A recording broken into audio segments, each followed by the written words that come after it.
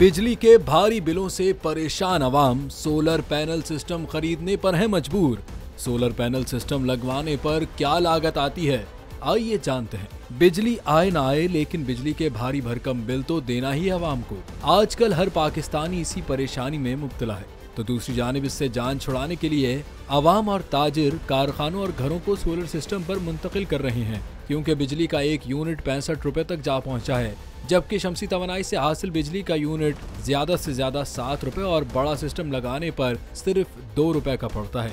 यही वजह है सोलर पैनल की बढ़ती हुई मांग की वजह से उसकी दरामदाद भी बढ़ा दी गई है। माहिरीन का कहना है कि 5 से 10 मरले के घर के लिए 3 से 10 किलोवाट का सोलर सिस्टम काफी है, जिस पर 5 से 15 लाख रुपए तक लागत आती है और 5 किलोवाट से ऊपर के सोलर सिस्टम पर एयर कंडीशन भी चलाया जा सकता है। लेकिन बैटरी समेत दीगर बुनियादी अज्जा के इंतखाब में क्वालिटी का ख्याल रखना चाहिए ताकि बरकी आलात महफूज रहें।